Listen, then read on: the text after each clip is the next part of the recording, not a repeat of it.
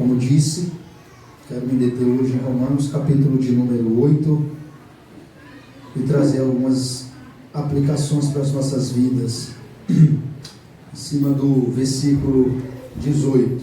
Romanos, capítulo de número 8, versículo 18. Leia comigo. Primeira parte.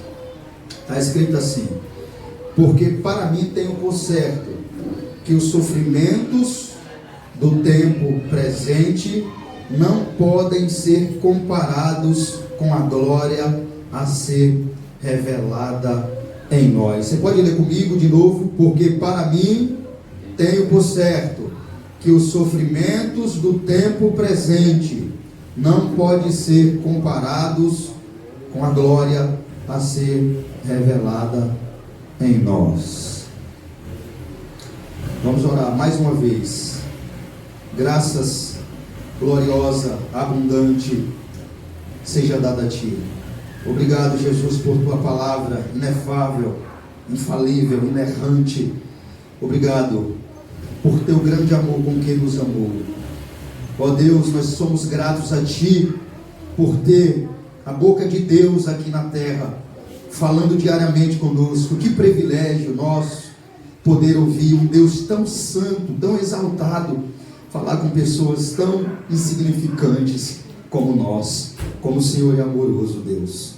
Obrigado por Teu amor, obrigado por Teus ensinamentos maravilhosos, que sempre estão vindo como uma flecha aos nossos corações, pois nós Te rendemos graça por Tua palavra. Seja o Senhor exaltado essa noite, por Jesus Cristo.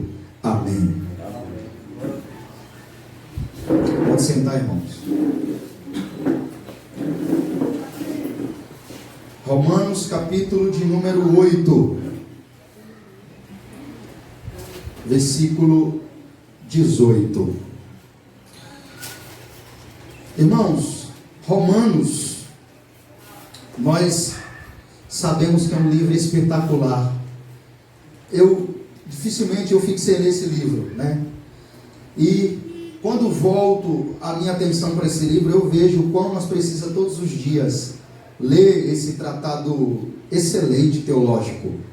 Nós entendemos e compreendemos o porquê que esse livro foi tão exaltado pelos grandes teólogos, tão citado pelos grandes teólogos. Nós entendemos porque todas as reformas, inclusive a maior, a protestante, foi através do livro de Romanos, da descoberta de um versículo que Martinho Lutero, em sua pesquisa, em sua meditação, lê que o justo viverá pela fé. Então nós sabemos que Romanos é sim o maior tratado teológico do Novo Testamento. Nesta carta, Paulo, o maior bandeirante do cristianismo, alcança as alturas excelsas e contempla desses píncaros o plano glorioso da redenção. Não há improvisão nos decretos divinos, nada pega Deus de surpresa. Nós aprendemos, Paulo esboça esses textos que nos faz entender melhor a glória de Deus, a sua majestade e a sua soberania em meio à salvação. O plano da redenção. Não há uma carta que possa tratar isso com mais clareza do que Romanos. Romanos mostra que Deus não pode ser pego de surpresa e que Ele não precisa revisar os seus planos. Antes dos tempos eternos, Deus decretou criar todas as coisas para o louvor da sua glória. Ele não precisava trazer à existência as coisas que existem para derivar da criação alguma glória para si. Deus não depende da criação, é a criação que depende dele. Deus não precisava criar o homem para preencher a lacuna da solidão em seu ser. Deus é triunfo e perfeitamente feliz em si mesmo. Nas palavras de Michel Horton, professor de teologia e apologética de Westminster, Seminário da Califórnia. Ele diz: não é Deus que é solitário sem o homem, mas o homem que é solitário sem Deus. E nós aprendemos muito mais com esse livro de Romanos, que Deus não é responsável pela queda dos nossos primeiros pais, nem foi o autor de tal episódio, mas a queda não apanhou Deus de surpresa. Mesmo antes da fundação do mundo, Deus já havia feito provisão eficaz para salvar do pecado o homem, uma vez que o Cordeiro de Deus foi morto antes da fundação do mundo, como está escrito em Apocalipse 13:8. Os decretos de Deus desde a eternidade, Jesus já estava pregado naquela sangrenta cruz. Deus vê o passado, o presente e futuro em seu eterno agora. Mas como Adão era o cabeça federal da raça humana, com a sua queda, toda a raça humana que estava potencialmente nele também caiu. A queda atingiu toda a raça, escreve o apóstolo Paulo, pois todos pecaram e estão afastados e destituídos da glória de Deus. Mas aproveu Deus, conforme o seu beneplácito e segundo a sua graça, escolher-nos em Cristo para a salvação, de tal forma que a causa da nossa salvação é a graça, enquanto a causa da condenação daqueles que se mantêm rebelde é o pecado. Irmãos, a carta de Paulo aos Romanos é muito mais que simplesmente uma carta. É um tratado teológico, é o maior compêndio de teologia do Novo Testamento. A epístola das epístolas, a mais importante, o mais importante, proeminente carta de Paulo, na linguagem de John Hay, que era teólogo calvinista escocês, diz: é uma exposição, é uma defesa do evangelho da graça. John Stott, um pastor teólogo britânico, considerado um dos grandes nomes da sua época no cristianismo, considera a carta de Romanos uma espécie de manifesto cristão. Já de acordo com Frederick F. Bruce, professor e escritor erudito da Bíblia, ele chama Romanos do Evangelho segundo Paulo. Outros teólogos dizem que doutrinariamente Romanos é o maior livro já escrito. Nenhum livro da Bíblia exerceu tanta influência sobre a teologia protestante, e nenhuma carta de Paulo revela de forma tão clara o pensamento teológico do apóstolo aos gentios. Calvino chega a registrar o temor de que seus elogios a essa carta, longe de aumentar a sua grandeza, pudesse apenas diminuí-la, uma vez que ela explica-se a si mesma desde o princípio e se dá a conhecer mais claramente do que jamais poderíamos expressar com palavras.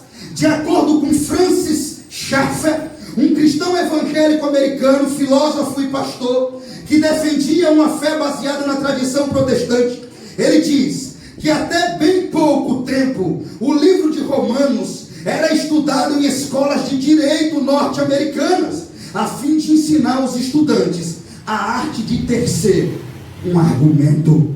Podemos aqui no capítulo 7 de Paulo ver Paulo descendo as regiões mais baixas do desespero humano, quando chegou a uma dolorosa contestação e faz uma desesperadora pergunta: desventurado homem que sou, quem me livrará do corpo desta morte? Mas no capítulo 8, sobe às regiões mais altas da exaltação, me responde, e responde com confiança: agora, pois, já nenhuma condenação há para os que estão em Cristo Jesus.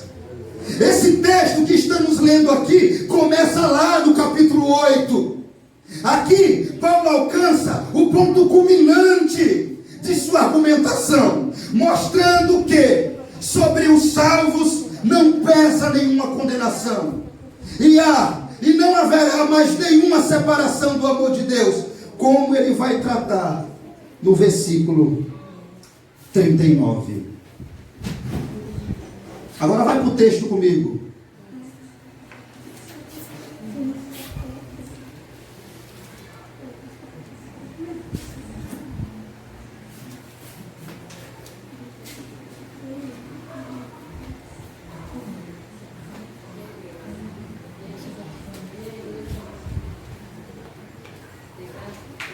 Romanos capítulo 8, versículo 18, está escrito assim: porque para mim tenho por certo que os sofrimentos do tempo presente não podem ser comparados com a glória a ser revelada em nós. Irmãos, destacamos aqui, diante desse texto que lemos, dois grandes contrastes entre o sofrimento presente e a glória futura. É o que Paulo está trazendo para nós aqui, quando ele fala sobre um sofrimento que vamos passar aqui na terra. Quando ele diz, se lembre que o texto começa no capítulo 8, versículo 1. Ele trata de uma forma esplendosa, magnífica, sobre a situação do homem agora em Cristo. Mas agora ele diz que mesmo o homem, estando sem condenação, ele está sujeito a passar por dificuldades. Por isso ele escreve o versículo 18: porque para mim tenho por certo.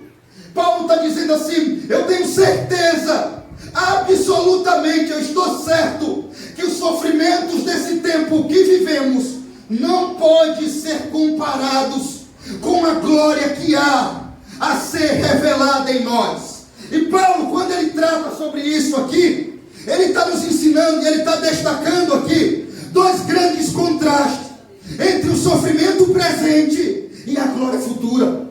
Paulo contrasta o sofrimento do tempo presente com as glórias do futuro, como se segurasse em sua mão uma balança com dois pratos. Num prato ele põe o sofrimento deste presente tempo, e no outro a glória que está para ser revelada em nós, e os sofrimentos desse tempo presente. Então Paulo nos ensina que os sofrimentos desse tempo presentes não são dignos de serem comparados com a glória que está para ser revelada em nós. Precisamos entender isso. Paulo, quando ele faz esse contraste entre o sofrimento presente e a glória futura, Paulo, quando ele coloca em suas mãos uma balança com dois pratos, em um prato ele põe o sofrimento presente e fala, no outro ele põe a glória futura. Mas ele vai explicar para nós que esse presente tempo, que o sofrimento presente não são dignos de serem comparados com a glória que está para ser revelada em nós. E nós precisamos entender isso. Ainda há dor e lágrima, amém, há fraqueza e morte, ainda há aqui, ainda há dor aqui, ainda há fraqueza, ainda há lágrimas aqui. E por isso que esse texto é tão importante, tão fundamental, nós chegar ao pleno conhecimento dele. O que o apóstolo queria passar para nós era exatamente o que eu vou passar para vocês. Paulo estava mostrando aos romanos que, independente do que eles viessem passar lá, perseguição diante de um governo tirano, de um governo satânico, totalitário, eles não desistissem, nem desanimassem, e nem fizessem comparação com o sofrimento que eles iam passar, com a glória que estava para ser revelada sobre eles. E Paulo nos mostra isso, nos trazendo uma reflexão sobre o que vivemos e o que passamos aqui na terra. E aqui na terra ainda há dor e lágrima, fraqueza e morte. Mas precisamos entender uma coisa: não caminhamos para um lugar não caminhamos para um túmulo gelado e frio, mas para a gloriosa ressurreição dos nossos corpos. Amém, aleluia, glória a Deus. Nós não caminhamos, independente do independente do que viemos passar, não caminhamos, não estamos andando, não estamos trilhando um caminho que nos levará para um túmulo gelado e frio. Não é o nosso fim esse. Um túmulo gelado e frio não é o que nos espera. Não é para lá que caminhamos, mas para a gloriosa ressurreição dos nossos corpos. Abra 1 Coríntios capítulo 15, versículo 51 para mim.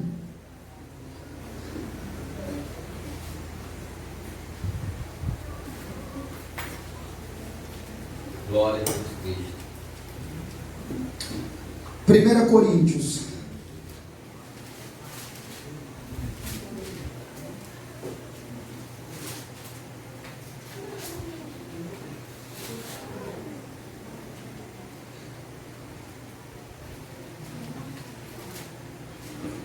Versículo de número 51, está escrito assim: eis que vos digo um mistério, nem todos dormiremos, mas transformados seremos todos, num momento, num abrir e fechar de olhos, ao ressoar da última trombeta. Essa é a nossa esperança, não é um túmulo, uma tumba fria e vazia. Não um túmulo, uma tumba fria que nos espera. Não! A nossa esperança é essa aqui. A nossa esperança é de recebermos um corpo glorificado, transformado, livre da corrupção. E ele diz: eis que eu vos digo um mistério, nem todos dormiremos, mas seremos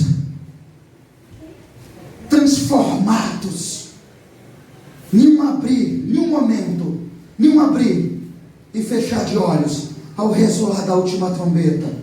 A trombeta soará e os mortos ressuscitarão incorruptíveis, e nós seremos transformados, porque é necessário que este corpo que é corruptível se revista da incorruptibilidade, e o corpo que é mortal se revista da imortabilidade. E quando este corpo que é incorruptível se revestir da incorruptibilidade, e o corpo que é mortal se revestir da imortabilidade, então se cumprirá a palavra que está escrita: tragada foi a morte pela vitória. Irmãos, não temos o que temer, porque no dia da manifestação da glória do Senhor Jesus Cristo, nós vamos receber um corpo glorificado, onde não vai haver mais morte nesse corpo. Todavia, se não vai haver mais morte, também não vai haver mais dor, não vai haver mais choro, não vai haver mais sofrimento, não vai haver mais pranto. É essa a esperança, é para isso que caminhamos, é isso que esperamos, e é isso que nos espera. Um corpo glorificado, um corpo de glória, um corpo incorruptível, sem mácula, sem mancha, sem pecado, sem sujeira. É para isso que caminhamos, é para essa esperança aqui, é para isso, e por isso que anseiamos. Volte para lá, para Romanos.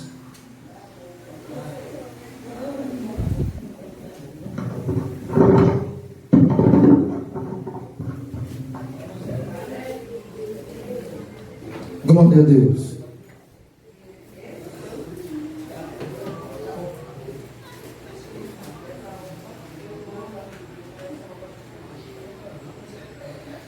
E Paulo nos ensina isso aqui, porque para mim tenho por certo que os sofrimentos do tempo presente não podem se comparar com a glória que acabei de ler agora.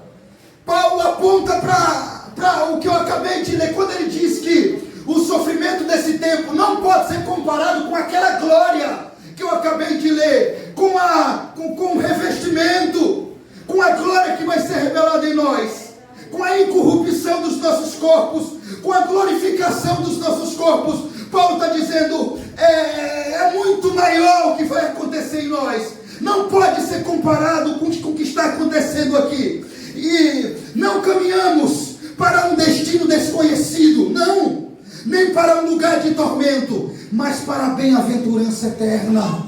Nós não caminhamos para um lugar desconhecido, nem para um lugar de tormento, mas para a bem-aventurança eterna. Então, esse é o maior motivo pelo qual Paulo escreve isso com toda empolgação e certeza, porque Paulo entendeu perfeitamente o que nós também precisamos entender e nunca esquecer, que todo tipo de dificuldade que enfrentamos aqui, irmãos, todo tipo de dificuldade relacionado à família, saúde, trabalho, perca, dificuldade, doença, não pode se comparar com a glória que há de ser revelada em nós.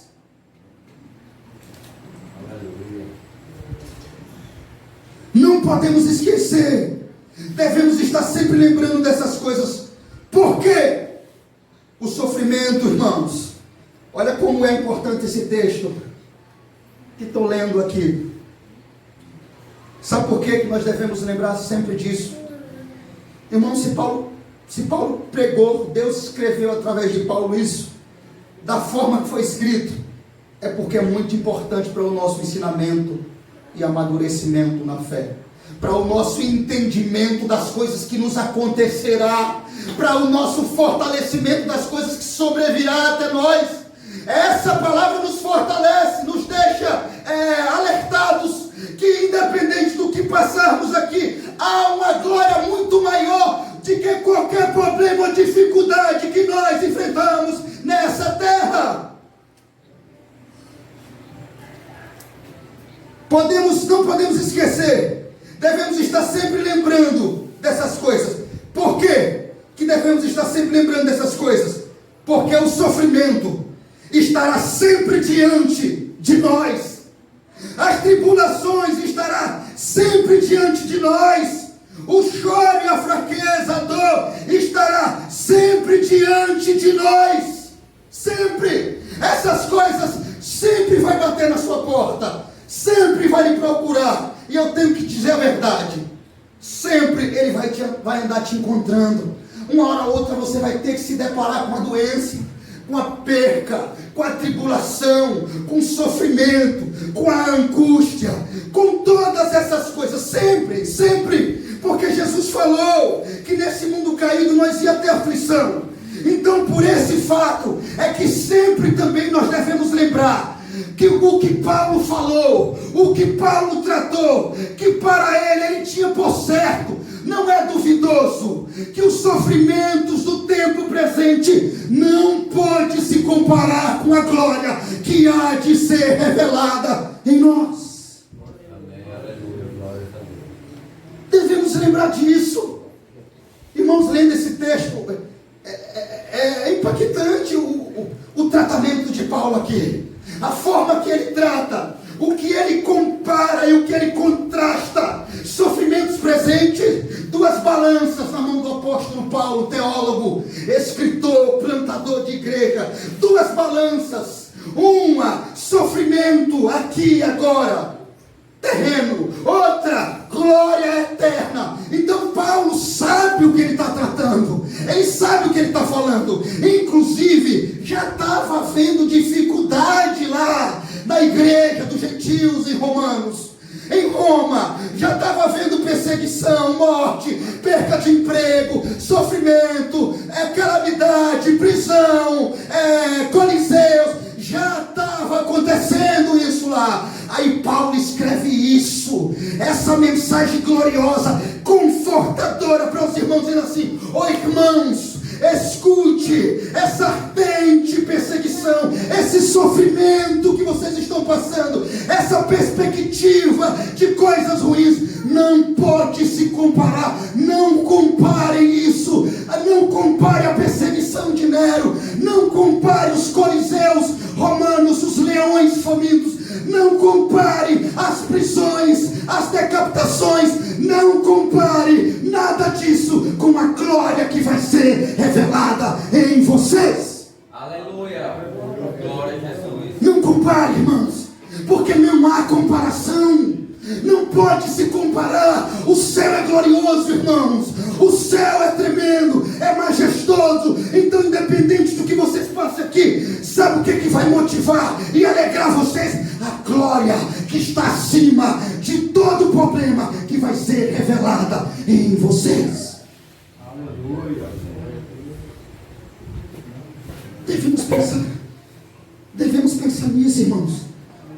Devemos pensar nisso sempre.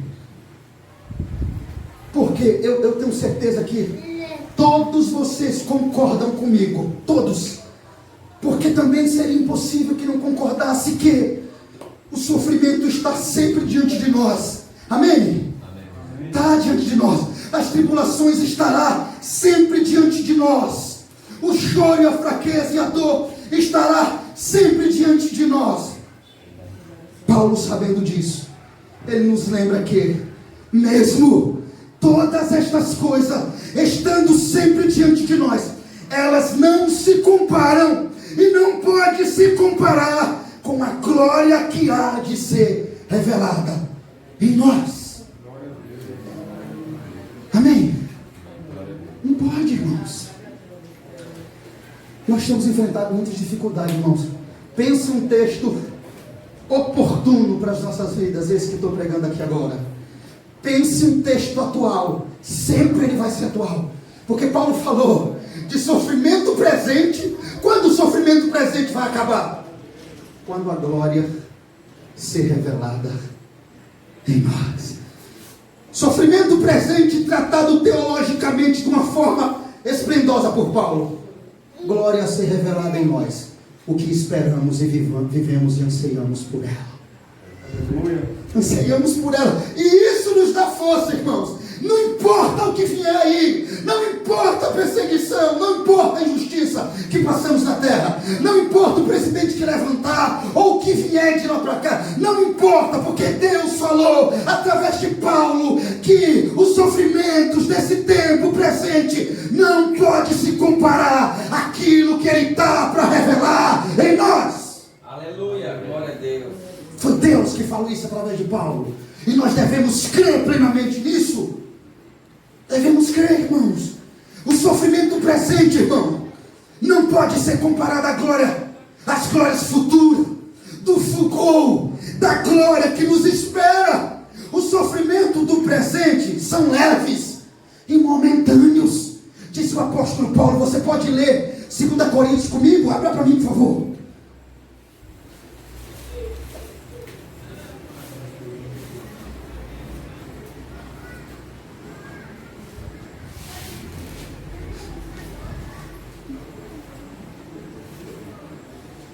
Irmãos, 2 Coríntios, olha o que Paulo diz. Vai parecer que é o mesmo texto que nós estamos tratando lá, porque é termos muito parecidos. 2 Coríntios, capítulo de número 4, versículo 17, lê comigo. Paulo vai dizer assim: porque a nossa leve e momentânea tribulação produz para nós eterno peso de glória acima de toda comparação. Aleluia. Meu Deus, que texto tremendo é esse, irmãos? Não parece o mesmo texto? Parece que Paulo escreveu a mesma coisa de uma forma diferente. Meu irmão, olha para isso. Paulo, sabe o que Paulo chama o momento que estamos vivendo? Sabe o que Paulo chama a tribulação? A pior doença que você possa ter aqui. Leve. Algo leve. Mas por quê? Escute bem. Escute bem o que é que Paulo está querendo mostrar aqui. Paulo aqui está falando do menor para o maior. Como assim? Paulo está dizendo o seguinte: comparado, não é que isso não seja grave ou ruim. Não, não é bom. A doença não é bom, nós sabemos. Mas Paulo está dizendo comparado com a glória eterna que está para ser revelada em vocês, qualquer problema aqui é leve e momentâneo. Aleluia.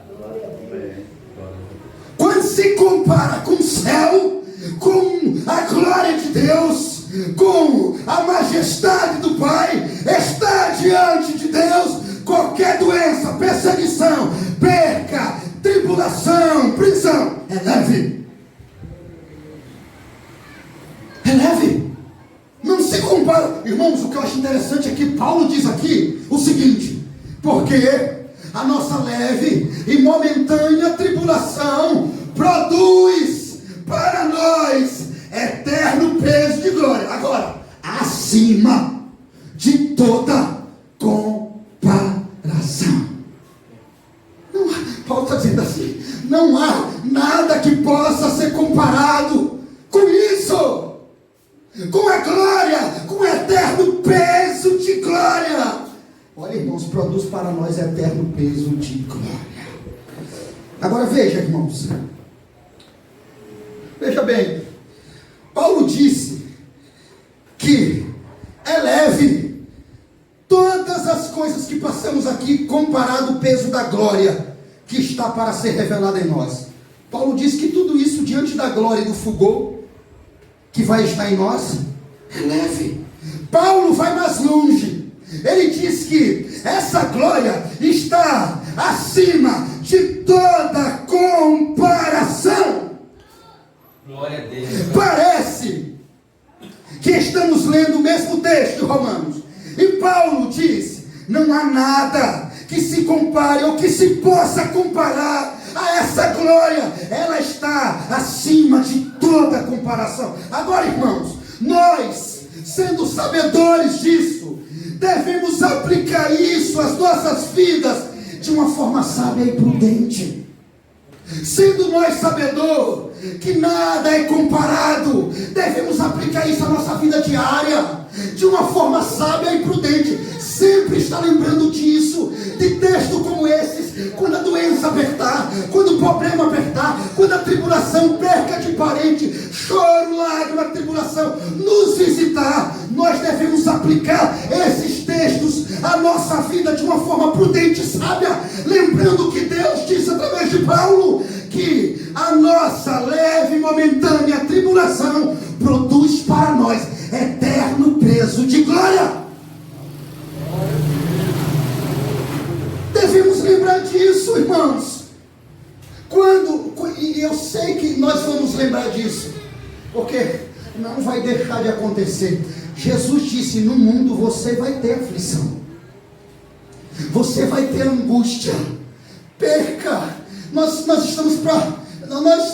estamos sujeitos a ter percas diante da nossa vida, a nossa caminhada na terra. Mas, irmãos, tem dois textos que grava na sua mente. Fica preparado ele na Bíblia, para quando acontecer, corre para lá, escuta a voz de Deus falando: meu filho, isso que você está passando agora, devemos aplicar, não esquecer, é leve e momentâneo, vai passar. Não é para sempre, momentâneo, porque não é para sempre. É coisa de momento, meu filho. É coisa que tem que acontecer. É coisa que você tem que enfrentar. Eu não disse que você ia enfrentar, mas escute, essas coisas produzem para vocês eterno peso de glória. Aleluia. Aí ele vai mais longe. Meu filho, não tem isso que você está passando. Além de produzir eterno peso de glória, produz, e esse eterno peso de glória está acima de toda comparação. Está acima de toda comparação, meu filho. Aleluia. Então devemos, agora que somos sabedores disso, devemos aplicar isso às nossas vidas de uma forma sábia e prudente. Devemos tomar uma atitude brusca e radical. Devemos nos maltratar a nós mesmos. E quando eu falo de maltratar a nós mesmos, é não satisfazer a vontade da nossa carne. Meu irmão, nós somos sabedores disso. Sabemos da glória que nos espera. Sabemos o que está nos esperando. Sabendo que tudo isso é leve, que tudo isso vai passar, e que a glória que vai ser revelada está acima de toda comparação. Devemos, diante disso, sabedores disso, tomar atitudes brusca e radical. Devemos nos maltratar. Quando eu falo de maltratar, devemos maltratar a nossa carne, não satisfazer a vontade dela, negá-la. Devemos maltratar ela, não satisfazendo de forma nenhuma os pedidos feitos por ela. Irmãos, é bom bem verdade que a carne, todo dia, ela faz um bocado de pedido para nós. Vai de mim e de você obedecer os pedidos que ela faz ou não obedecer os pedidos que ela faz. Mas que ela faz, todo dia, é real isso aqui. Todo dia ela vem para você com um bocado de pedido, uma lista. E ela ali tenta a você satisfazer os pedidos dela. É a concupiscência que Paulo falou. Por isso Paulo tratou isso lá na frente em Gálatas. Isto vos digo, andai em espírito e não cumprireis a concupiscência da carne. Porque a carne milita contra o espírito e o espírito contra a carne. Há uma luta constante, irmãos. E nós devemos bruscamente, radicalmente matar essa carne, negá-la, não satisfazer os pedidos dela de forma nenhuma. De forma nenhuma. Os pedidos feitos por ela. Por quê? Sabe por que você não deve satisfazer os pedidos da carne? Sendo sabedor disso. Porque a carne não anseia por essa glória que está sendo pregada e revelada a nós. Ela não anseia, ela não quer os céus, a carne não quer Deus. Então, se você satisfazer o desejo dela, ela vai te levar para longe desse sentimento glorioso, dessa presença gloriosa. Ela vai te afastar porque ela não anseia por esse reino aqui. Ela não anseia por esse peso eterno de glória. Ela não quer isso. Ela não deseja Deus. O próprio Deus vai dizer que quem anda nela se faz inimigo dele. A carne não deseja fazer a vontade de Deus. Ela não anseia por essa glória, irmãos. Nem tampouco esse reino. Devemos viver para essa glória, ansiando por essa glória, suspirando por essa glória, orando por essa glória.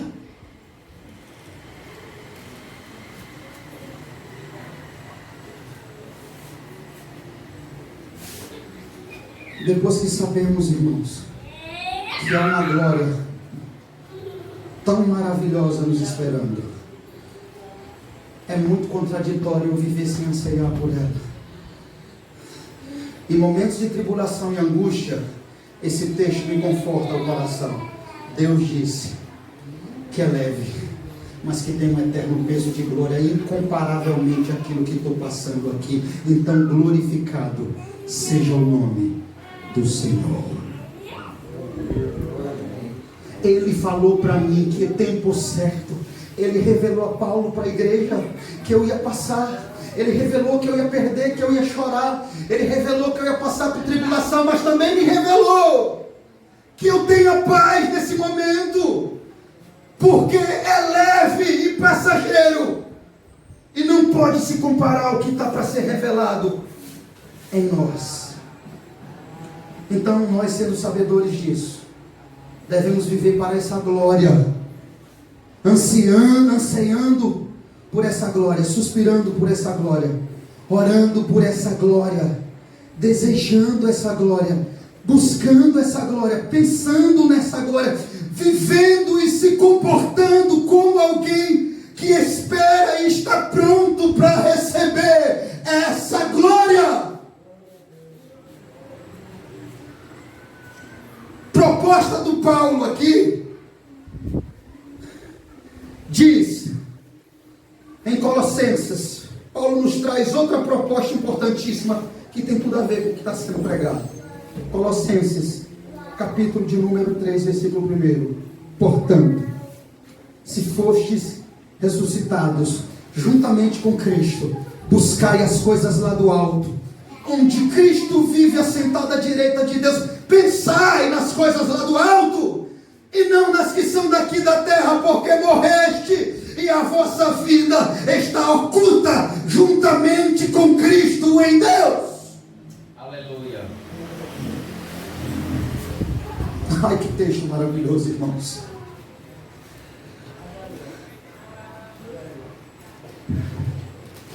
Veja, meus irmãos, exatamente isso Pensem na glória que está para ser revelada em vocês. Onde Cristo vive, lembre, é leve e momentâneo. Produz para nós eterno peso de glória, acima de toda comparação. Porque tem por certo que o sofrimento do tempo presente não pode ser comparado com a glória a ser revelada em nós. Ele diz: buscai as coisas lá do alto, onde Cristo está. Veja, é exatamente isso. Pensem na glória que está para ser revelada em vocês, onde Cristo vive assentado à direita de Deus.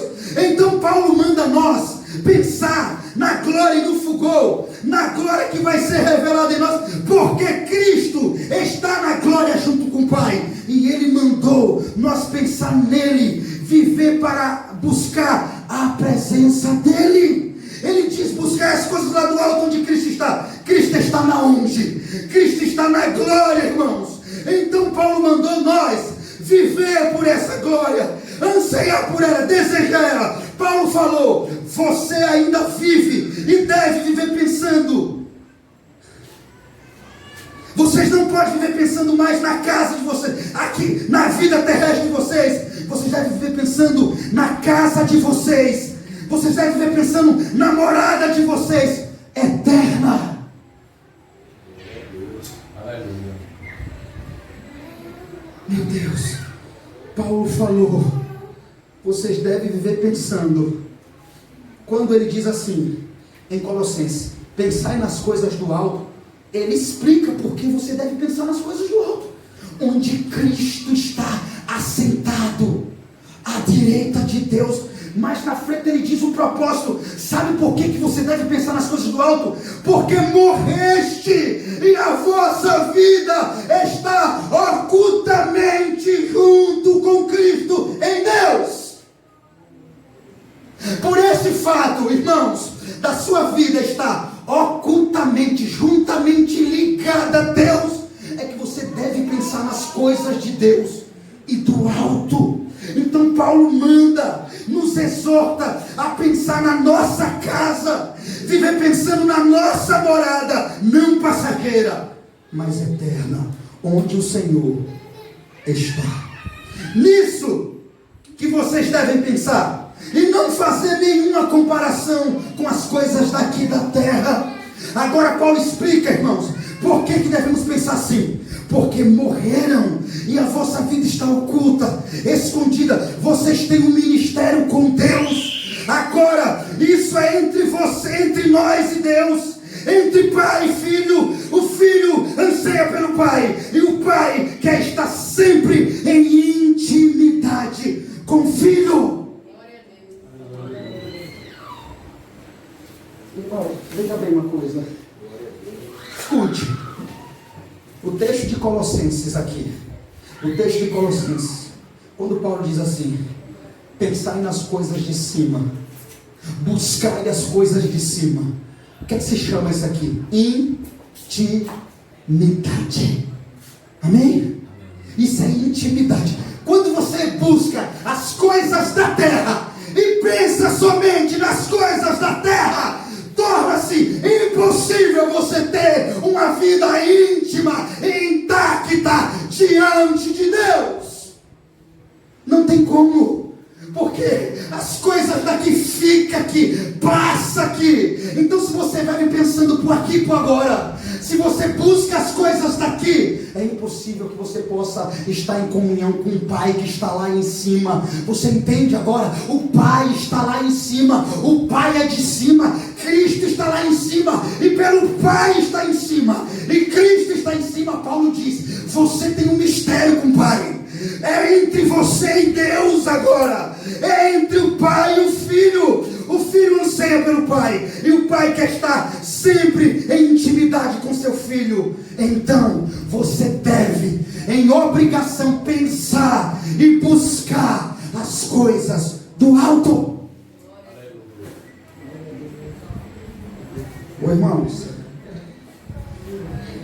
olha para cá. Escute bem, tem uma palavra aqui que vocês precisam entender, tá? Essa palavra explica o texto todo. Porque morreste, morreu ao mundo. morreu para o pecado. Morreste, escute, Paulo explica. E a vossa vida agora, depois que você morreu para o mundo, está ocultamente, juntamente com Cristo em Deus. Então isso aqui explica o porquê. Porque você morreu para esse mundo. Então se você morreu para esse mundo, você não pode buscar as coisas desse mundo e pensar nesse mundo. Se você está juntamente com Deus, seria contraditório isso. Porque quem está juntamente com Deus e morreu em Deus, pensa nas coisas do alto e busca as coisas do alto. Porque olha para mim e vê se não é contraditório. Alguém que morreste, como Paulo está dizendo aqui no texto, e está ocultamente, juntamente com Cristo a vida, pensar nas coisas daqui, buscar as coisas daqui. Mas Deus não é daqui, Cristo não é daqui, Cristo é do alto. Então peraí, você não está juntamente com Cristo?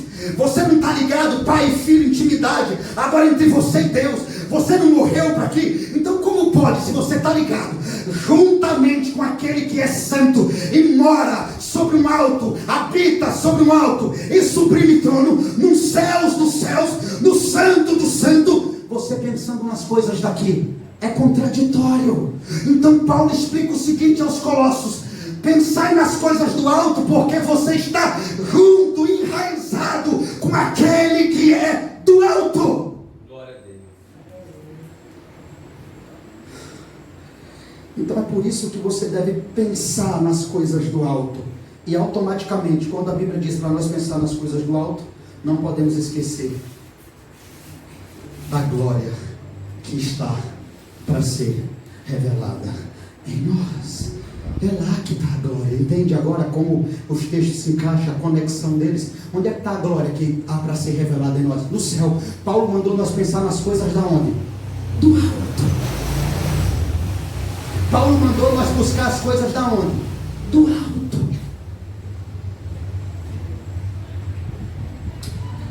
Aleluia.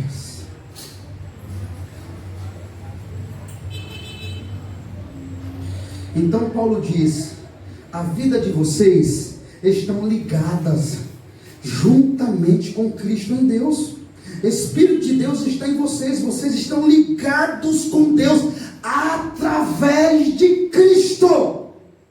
Paulo explica exatamente isso. Morreste e a vossa vida está oculta, olha, com Cristo em Deus. Com Cristo, através de Cristo, em Deus. Então, nós estamos juntamente em Cristo. O Espírito de Deus está em nós. Vocês estão ligados com Deus através de Cristo.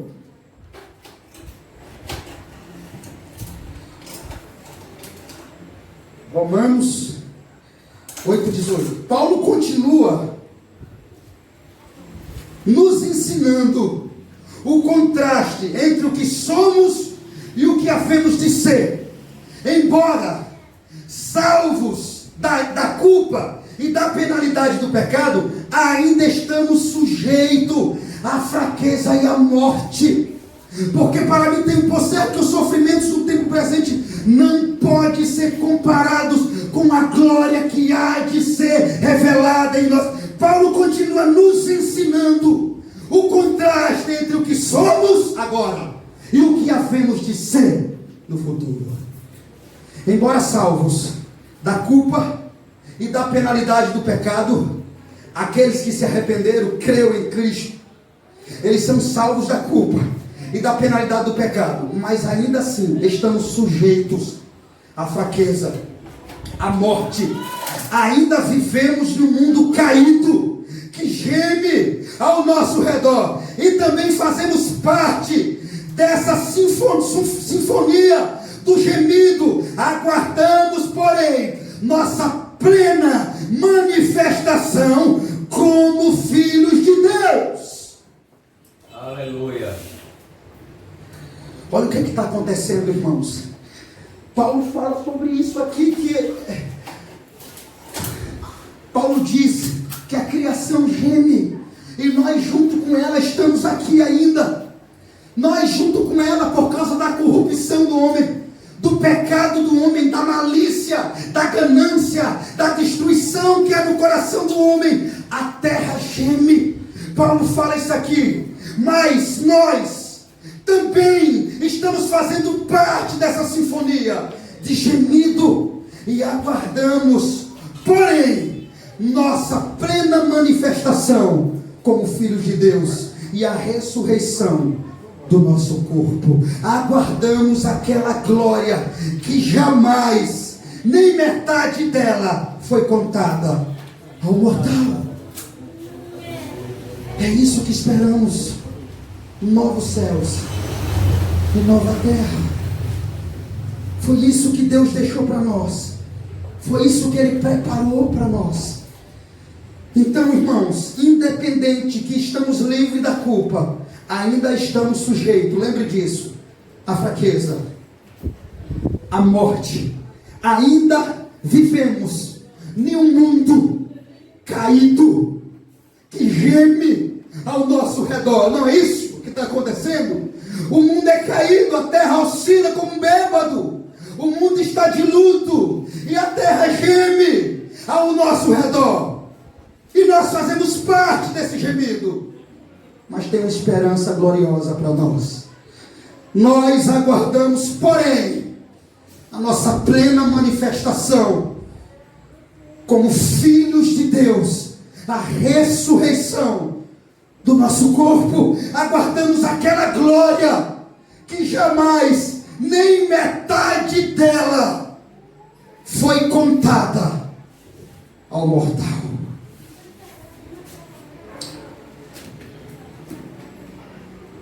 O texto em apreço lançou os fundamentos da segurança dos salvos. Somos mais que vencedores por meio de Cristo.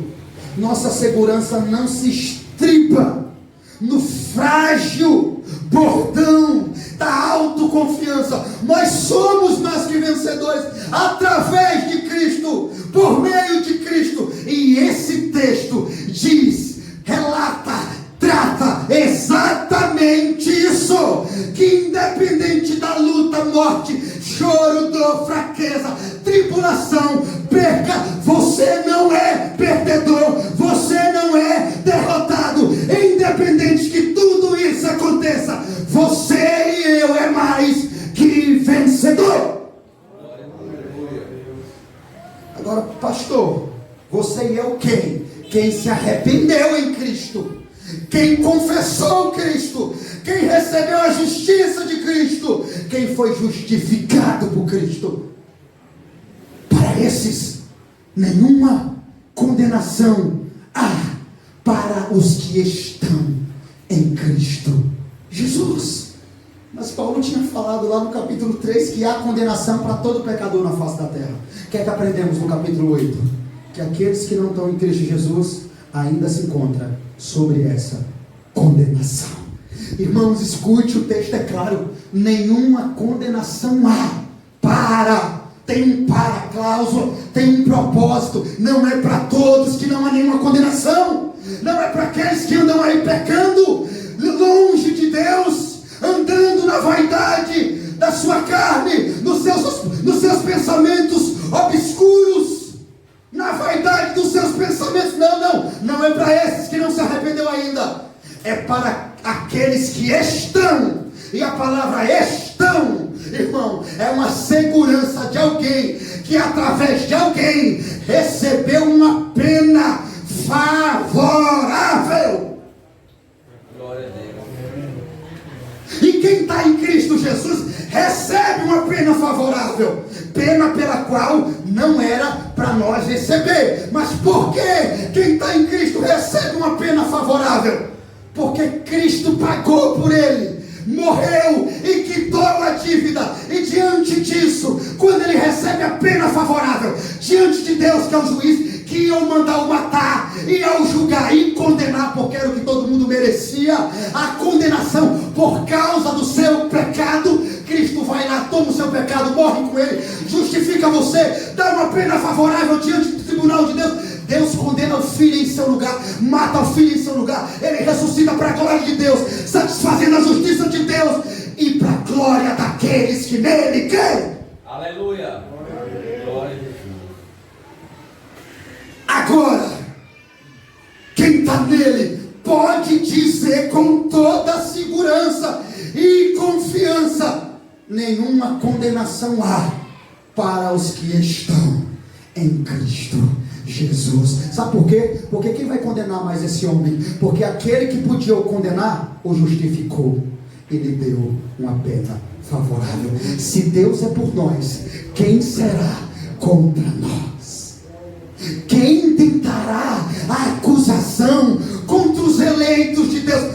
Deus é quem os justifica. Quem os condenará? Cristo Jesus é quem morreu. Glórias a Deus. Meu Deus, irmãos, entenda isso. Depois disso, que acontece isso, nós podemos dizer que não há nenhuma condenação para quem está nele. Nada, pecado não pode mais. Por quê? Porque ele morreu por ele já. A lei não pode, o diabo não pode, Deus não pode te condenar mais. Porque quando ele olha para você, que creu e se arrependeu, ele vê a justiça do filho dele, o sangue do filho dele em você. Deus olha para você como que você nunca tivesse cometido pecado, porque o pecado que estava sobre você, Cristo padeceu e ressuscitou com ele. Glórias a Deus. Glória a Jesus Cristo. Glórias a Deus. Entende, irmãos? Cristo morreu que esse pecado, ressuscitou para a glória de Deus, com a justiça de Deus, e trouxe essa justiça para nós. Aleluia. Colocou em nós essa justiça, de modo que nós podemos dizer: não há nenhuma condenação. Não há. Por quê? Porque o pecado que me condenava, Cristo pagou e morreu por mim na cruz do Calvário. A única coisa que podia te condenar era o pecado, e ele pagou de tal modo que quando ele está lá, ele diz: está consumado. Está pago.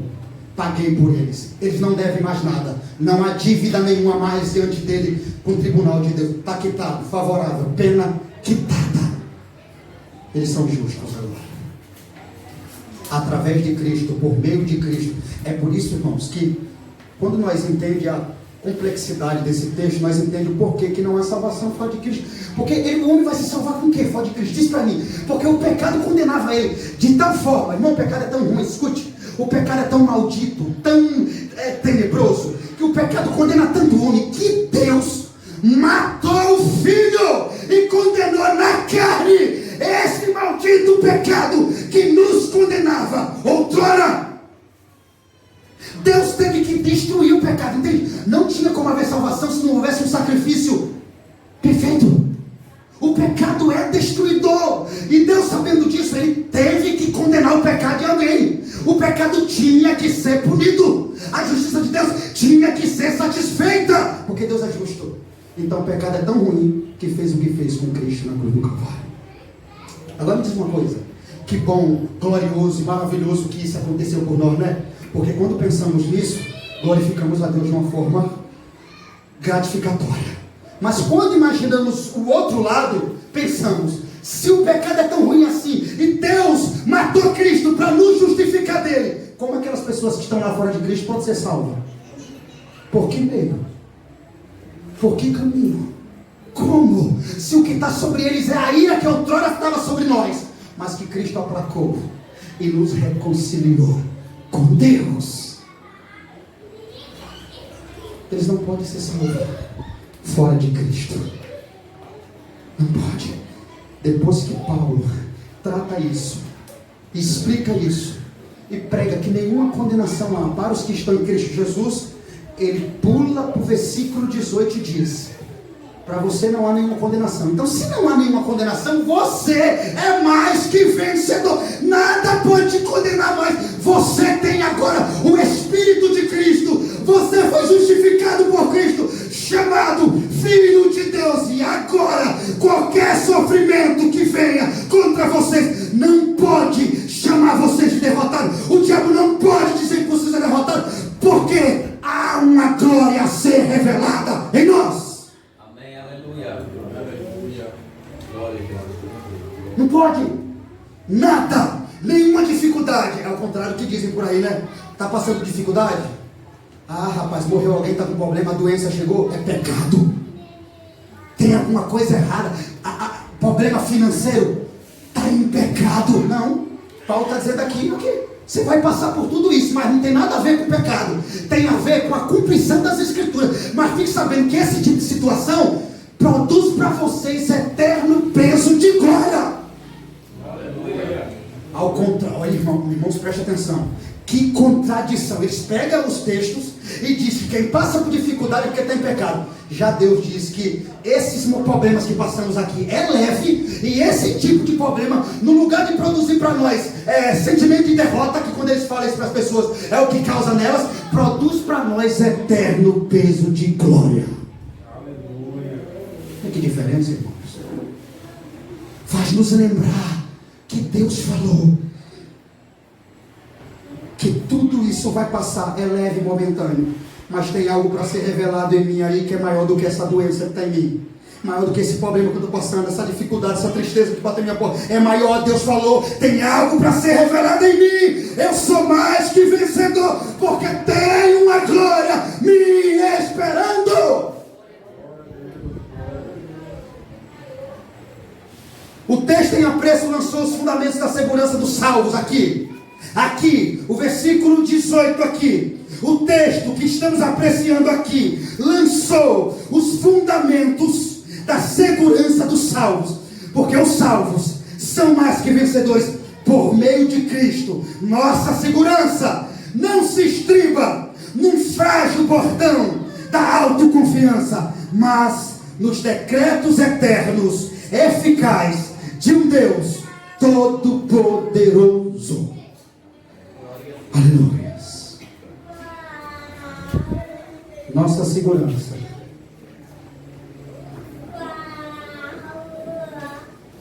não se apega, não se estriba num frágil bordão de autoconfiança. Não confiamos na nossa obra. Não foi o que nós fez ou deixou de fazer. Confiamos na obra de Cristo. Foi o que Cristo fez e realizou por nós. Então não temos autoconfiança, mas confiamos nos decretos eternos de Deus, que são eficazes e poderosos. Fique de pé.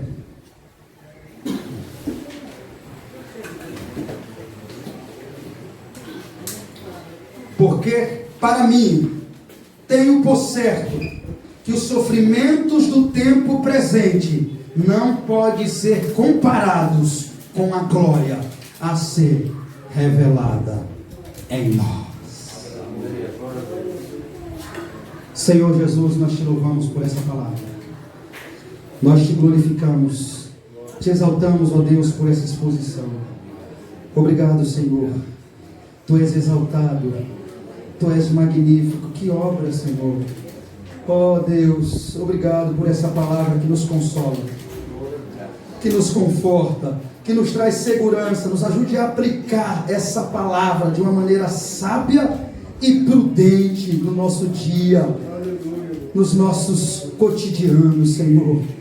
Para que, meu Deus, quando situações como essa sobrevirem, nós lembrarmos do que o Senhor falou a nós, através da boca do Teu servo Paulo e através da minha vida, sobre o Teu Espírito.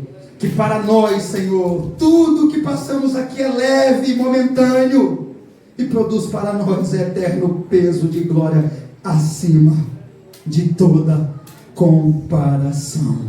Obrigado, Jesus, por essa palavra, por nos fazer mais que vencedores, por ser em Cristo mais que vencedores, Senhor. Obrigado por essa palavra poderosa. Obrigado pela confiança da salvação. Obrigado por em Ti nenhuma condenação haver para nós. Obrigado por nada nos separar do amor de Deus que está em Cristo Jesus. Graças te damos. Leva o Teu povo em paz e em segurança, livrando e os protegendo de todos os males, em o nome de Jesus. Amém.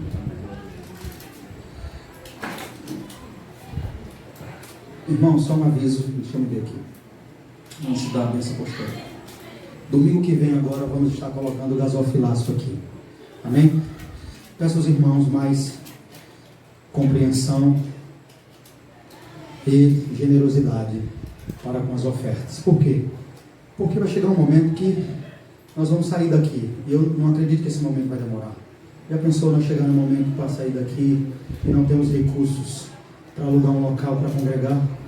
Eu acho que não faz sentido isso. Todos nós somos convertidos.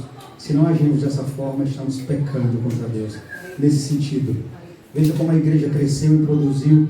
Veja como nossos recursos que está sendo colocado aqui está sendo investido na obra.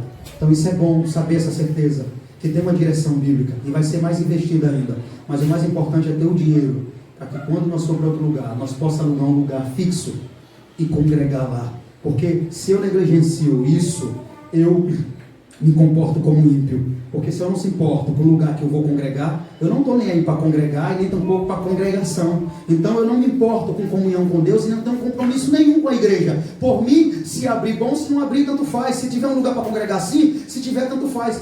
O crente não pode pensar assim.